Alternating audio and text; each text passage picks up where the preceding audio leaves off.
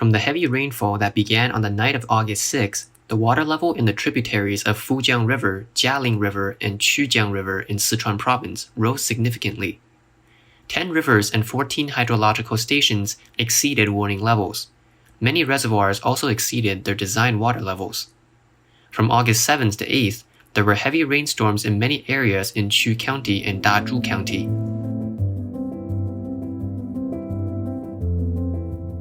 Many nearby reservoirs discharged water without warning at night, causing floods in at least dozens of local towns and villages, affecting around 1 million people. The most serious flooding was in the town of Sanban, where the city was flooded to a height of 2 meters, causing hundreds of local merchants to be swept away by the water, with heavy economic losses.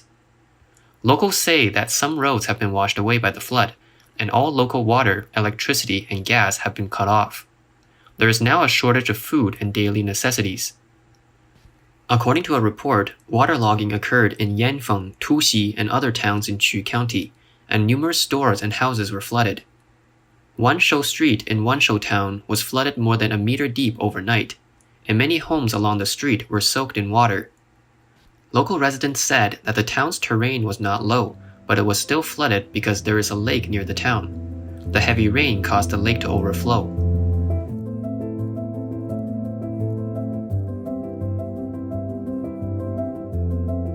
On the 8th, a video circulating on the internet shows a man riding a motorcycle in Tuxi town being swept away by the flood and fell onto the shore.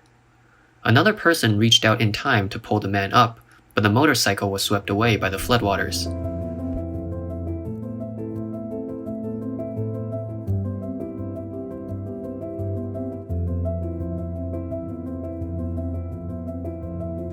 Dazhu County was also seriously impacted, with 31 towns affected, leading to flooding in towns and landslides blocking many roads. The video shows streets and houses being flooded, and people shouting, "The streets are flooded entirely." There were several people struggling in the flood, and many cars were submerged.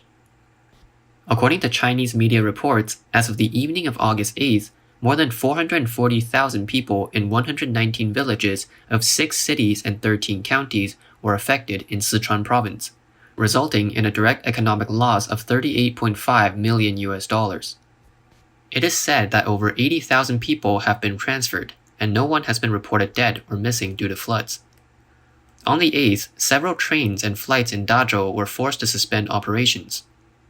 Officials from the Sichuan Water Resources Department said it is expected that the Tongbo River, Changning River, Nanguang River, and Yuling River may have floods approaching or exceeding the warning level. The disasters in Sichuan caused by flash floods are extensive. The basin around mountainous areas and the Panxi region flash floods and mudslides often occur suddenly and concurrently, which can easily lead to river diversions and making prevention difficult. Among the 7,000 small reservoirs and 1,400 dangerous reservoirs in the province, some of the reservoirs are overaged and operate with malfunctions, so their ability to prevent extreme rainstorms is poor, which affects flood safety.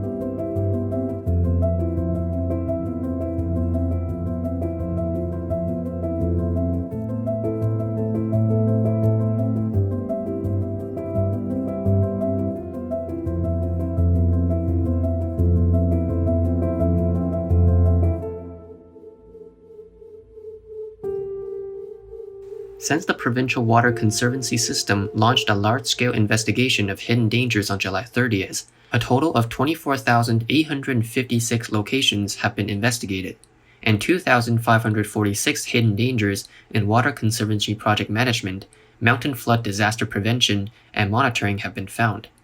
1,427 have been fixed so far. We checked the map and found that Sanban Town in Quxian County, which was seriously affected by the disaster, had 3 reservoirs in its jurisdiction, and there were more than 20 reservoirs in the surrounding areas. We have no way of knowing how many among these 20 reservoirs are overaged, how many are dangerous, and how many have potential safety hazards. However, the severe flooding caused by the reservoir discharge is apparent. Sichuan Provincial Meteorological Station continued to issue blue warnings of heavy rain.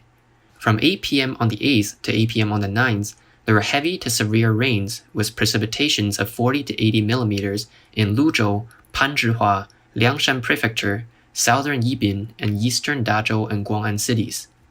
The eastern part of Guang'an also has heavy rain accompanied by thunder and lightning and short-term strong winds, with some places receiving more than 120 to 140 millimeters of rain.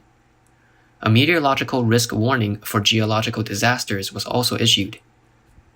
According to Chinese media reports, as of 4 p.m. on August 8th, a total of 15,808 people in 13 townships were affected by the heavy rainfall, and around 4,400 people were relocated and dispersed in advance, with no casualties. Among them, Xiaoshui Town has the largest number of people affected by the disaster, at 3,560 people, and more than 1,000 people were affected in 5 other towns.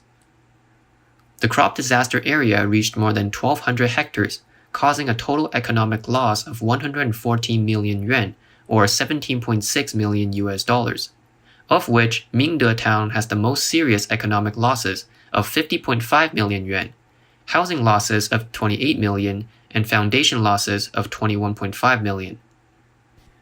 From 8 p.m. on August 8th to 10 a.m. on August 9th, instantaneous rainfall occurred in Guling County, which caused different degrees of flash floods, waterlogging, and landslides in various towns, resulting in partial destruction of farmhouses, crop damage, and damage to many roads, electricity, and other infrastructure.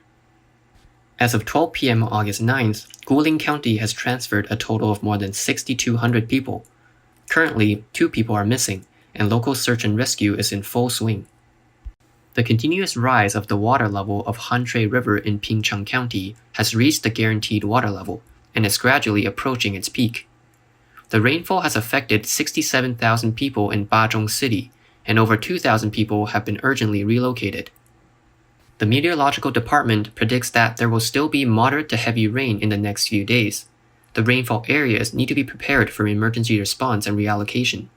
Since the recent major flood in Henan, people have been discussing the various serious disasters that have occurred across China that cause huge losses to people's lives and property. Is it all natural, or are they also man-made disasters? Our previous videos have explored this question from various aspects. What is clear is that heavy rain cannot be avoided, but the flood discharges during the night without warning is indeed a man-made disaster caused by government officials. After the serious damage caused by the flood discharge in Henan, Henan officials announced on August 9th that they would subsidize 50 yuan, or about 7.7 US dollars, per mu, or 0.165 acres of non-harvest farmland. A subsidy of 12 US dollars per pig will also be provided. Such low subsidies are only for the people in the flood discharge areas as designated by the state. People who are not in the flood discharge zone but have suffered losses due to flooding are not eligible. The farmers said that Henan is the largest pork production area in China, and the flooding caused all pig farmers to lose almost all their pigs in an instant. At least 20,000 chickens and 6,000 pigs died in the flooding, and over 1,600 large farms were flooded, with more than 1 million livestock killed. On August 9th, Henan officially announced that as of 7 a.m. that day, 14.8 million people in 1,664 townships of 150 counties in Henan province were affected, and the direct economic loss was about 20.6 billion US dollars. Before the Chinese Communist Party seized power, almost every Chinese person believed in the existence of gods, that all things have spirits, that all living things and materials have life, and that all things in the world are governed by gods. For example, mountains have mountain gods, rivers have river gods, and wind, rain, thunder, and lightning all have different gods.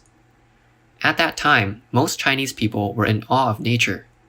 If you built reservoirs, excavate artificial river canals, and built roads on mountains, you must fully study and repeatedly demonstrate that the original natural conditions will be changed as little as possible, and try your best to adapt to local conditions. For example, the Discharged irrigation system in Sichuan was built during the Warring States period in 256 BC, more than 2,270 years ago. It has not only controlled the Minjiang River in Sichuan, but also irrigated more than 10 million acres of surrounding fertile fields. It built Sichuan's reputation as the land of abundance, and it still plays an irreplaceable role today. Discharged was included in the Cultural World Heritage Sites by UNESCO in November 2000.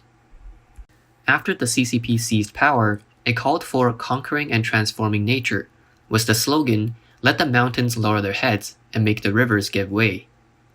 The people were forced to build reservoirs and dig ditches according to the will of the CCP for its so-called water conservancy. Under the slogan of "Food is the key," the Chinese Communist Party cut down large areas of forests and destroyed grasslands to expand the area of cultivated land. Destroying the natural environment recklessly for immediate benefit makes people disrespect the natural environment.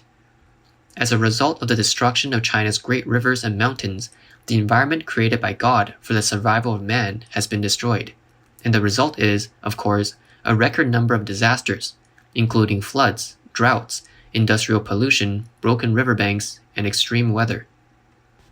But the CCP continues to act in this way, so what awaits the people may be an even greater disaster.